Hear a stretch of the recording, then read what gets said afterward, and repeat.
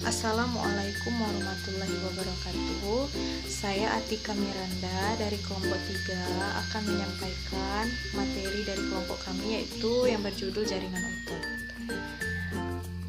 Jaringan otot adalah sekumpulan sel otot, miofibril, dan serat otot yang membantu untuk pergerakan tubuh manusia. Otot berperan aktif dalam pergerakan tubuh manusia. Semua pergerakan akan digerakkan melalui otot yang sudah terhubung masing-masing. Peran otot juga dapat menggerakkan organ di luar tubuh maupun di dalam tubuh. Struktur jaringan otot yang pertama yaitu tendon. Tendon adalah penghubung otot dengan tulang.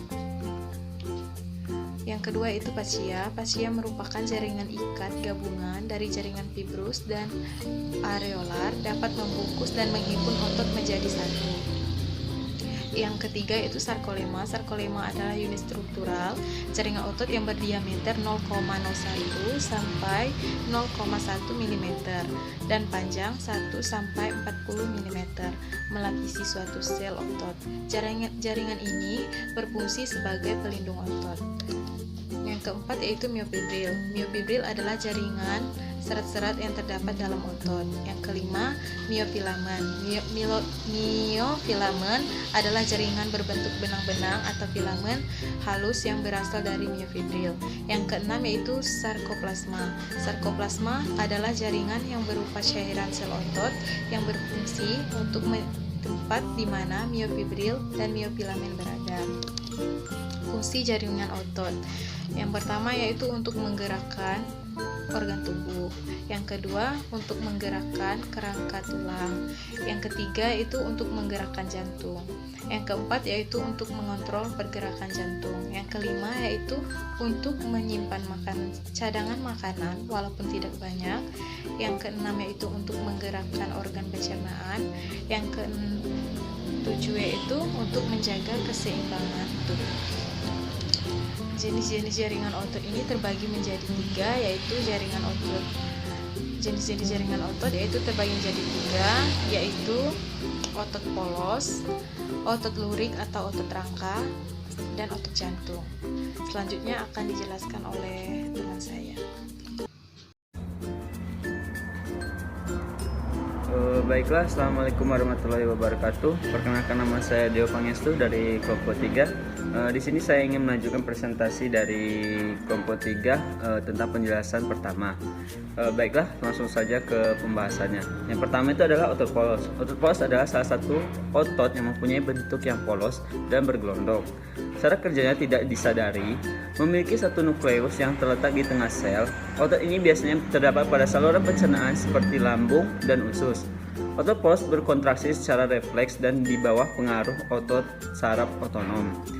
Bila otot polos dirangsang, reaksinya lambat. Otot polos terdapat pada saluran pencernaan, dinding pembuluh darah, dan saluran pernapasan. Baiklah, selanjutnya itu adalah jenis-jenis jaringan otot. Yang pertama itu adalah otot polos, otot lurik, dan otot jantung. Jaringan otot polos adalah jaringan otot bersifat involuntar yang terletak di dinding organ dalam tubuh, misalnya pada saluran organ pencernaan manusia, pembuluh darah, organ pernapasan, reproduksi, dan saluran ekskresi. Yang kedua itu adalah otot lurik. Jaringan otot lurik adalah jaringan otot yang memiliki sifat voluntar, melekat pada bagian rangka. Otot ini sering disebut dengan otot rangka, bekerja di bawah pengaruh kesadaran sehingga otot lurik tidak dapat bekerja terus-menerus. Akibatnya akan mengalami kelelahan. Yang selanjutnya adalah otot jantung. Jaringan otot jantung adalah jaringan yang bersifat involuntar, hanya berada di jantung. Memiliki struktur hampir sama dengan otot lurik, namun memiliki konsep kerja seperti otot polos. Selanjutnya adalah ciri otot polos, yaitu selnya berbentuk gelondong, gerakan ototnya lambat dan tidak cepat lelah, bekerja di luar kesadaran. Cara kerja otot polos adalah bila otot polos berkontraksi, maka bagian tengah memperbesar dan otot menjadi pendek. Kerutan itu menjadi lambat bila otot itu mendapat suatu rangsangan. Makreaksi terhadap berasal dari susunan saraf tak sadar atau otot influenter. Oleh karena itu, otot polos tidak berada di bawah kehendak, jadi bekerja di luar kesadaran kita. Yang selanjutnya adalah Jenis-jenis otot polos. Otot polos ini dibagi menjadi dua, yaitu otot polos unit ganda. Yang pertama itu adalah multi unit atau otot polos otot polos unit ganda atau multi unit. Otot polos unit ganda adalah otot yang terdiri atas serabut yang berbeda-beda, dan setiap dari serabut-serabut ini bekerja secara tersendiri tanpa saling membantu dengan serabut-serabut pada otot polos lainnya. Contohnya pada siliaris mata, otot pliorektor, di mana otot ini menyebabkan rambut berdiri.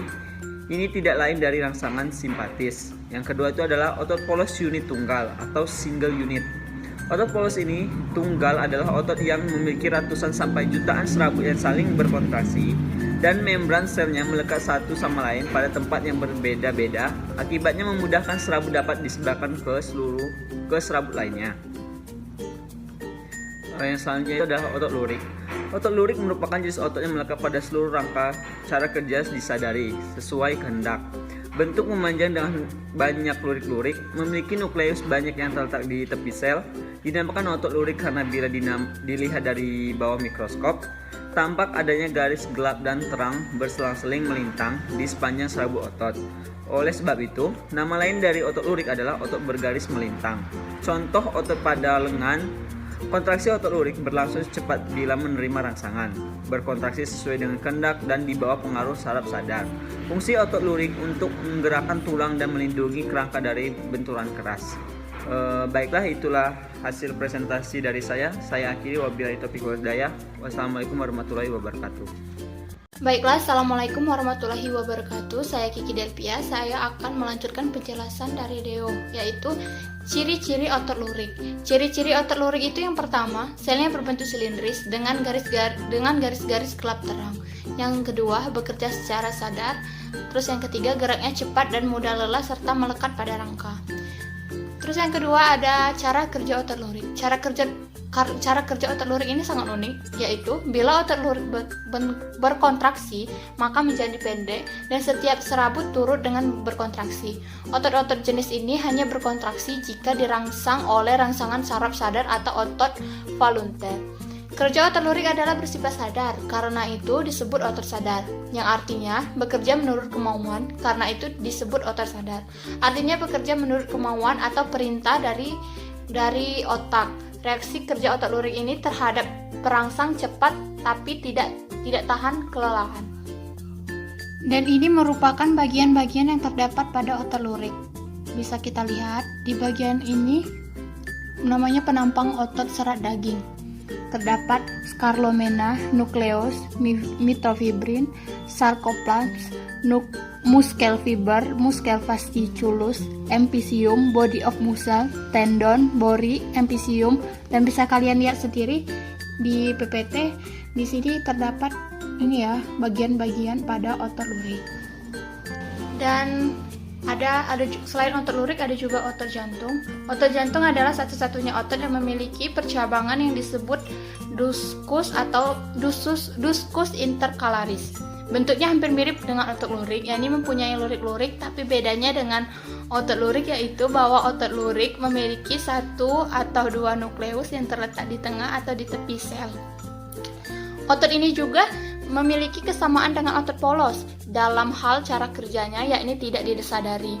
Jaringan otot ini hanya terdapat pada lapisan tengah dinding jantung. Meskipun begitu, kontraksi otot jantung secara refleks serta reaksi terhadap rangsangan lambat. Fungsi otot jantung adalah untuk memompa darah keluar jantung. Ciri-ciri otot jantung yaitu selnya berbentuk silindris dengan percabangan atau disebut juga dengan syncytium. Terus yang kedua nukleus satu dan terletak di tengah.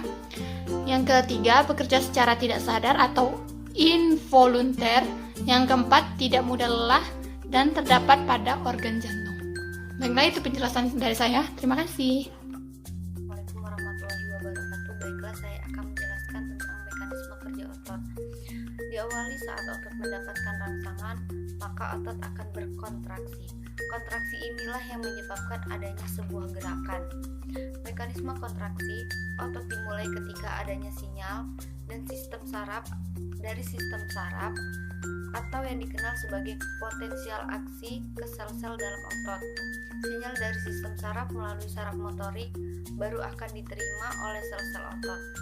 Sinyal dari sistem saraf akan diterima oleh sebuah zat kimia bernama asetilkolin yang akan memicu berbagai reaksi kimia. Reaksi kimia tersebut memicu keluarnya kalsium dalam otot dan merangsang kinerja senyawa aktin dan miosin yang dapat mendekatkan otot atau kontraksi. Saat sinyal dari sistem saraf sudah tidak diberikan, maka reaksi kimia dalam otot akan kembali seperti semula dan membuat otot memanjang atau memendek. Assalamualaikum warahmatullahi wabarakatuh.